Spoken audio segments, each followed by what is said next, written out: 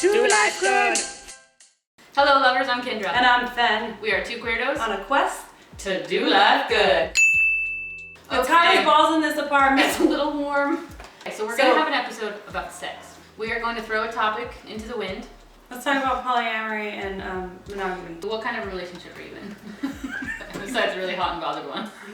I am in a monogamous relationship. I prefer monogamy. Mm-hmm. What is it about monogamy that you prefer? I find that it's hard enough to get to know one person. Holy shit. That, like, I don't have fucking time to do that with 3 or 4 other people. It's hard. Do you think one person can satisfy the needs of another person? My belief is that nobody's in charge of satisfying my needs but myself. That's my opinion. I don't know. What do you think about that? Human nature is when we do need things from other people. Mm-hmm. So I think sex is a great example. If I'm really sexually driven and my partner's like, could give, doesn't really give a shit. So I see what you mean. What if everything else in that relationship is beautiful and fulfilling, but maybe we're not perfectly sexually compatible? So that relationship should end instead of opening it up for me to find sexual satisfaction elsewhere. It's not something you would want to do. No, I can't do that. I'm not very good at one night stands. I've never been super good at that. Yeah, I'm not a huge fan. It's a little bit of a sore subject for me right now. Okay, you talk for a while. So I'm in a poly experiment, Mm-hmm. right? My girlfriend and I were long distance, so I think that lends itself to maybe having something open. I think intellectually, I'm super on board with the idea that opening yourself to more than one human allows you to be all the best versions of yourself. In practice, it's not super easy. We've had our challenges. I think one thing I'm discovering is that there's something really sacred that happens between two people, and I'm having a really hard time sharing that. Yeah, I don't know that I'm doing well. I'm trying. I'm trying. Well, stay tuned. Stay tuned. Kindra Poly Saga. So this has all been really relationship heavy. Let's talk about sex. Let's talk about sex.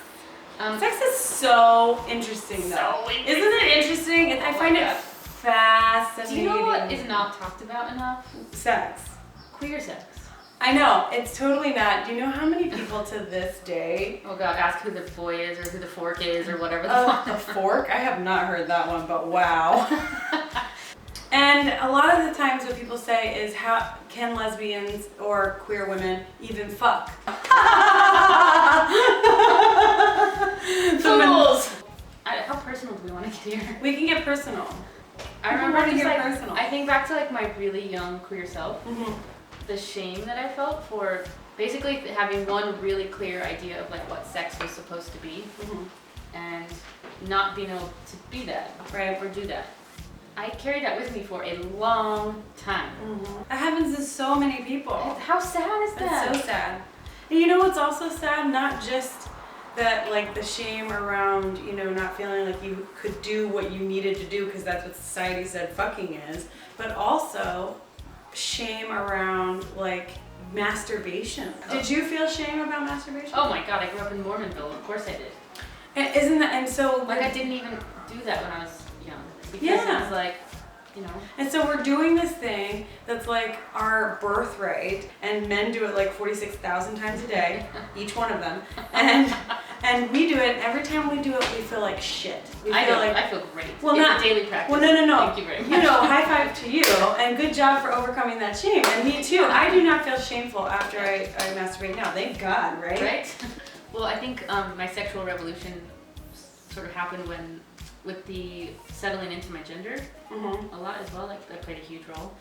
Now it's just fun. Now I want to do it all the time. Yeah, and you don't feel any shame about it. But see, what a lot of men don't understand is that they didn't have any obstacles to overcome to not feel shame to do basic things. And we had to overcome a number of obstacles to just do fucking... To allow just ourselves to do feel fucking. pleasure. Just to do fucking.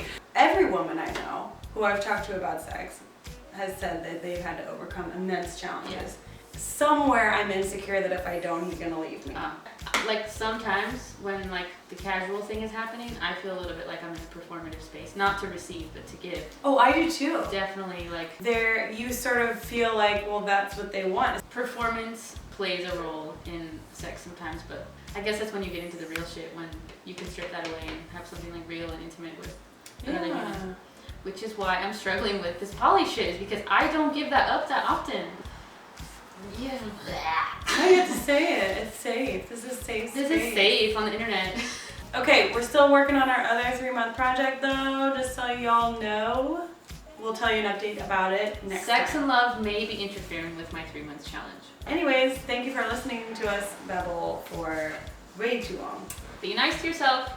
Do all the things. Do all the sexy things. And do life good. Let's talk about all the good things and the bad things. All the bad things. That's my Okay, but you're really distracting me. Okay, let's go. I'm ready for sex. Can I do this? Is that weird? Mm-mm. Too cozy?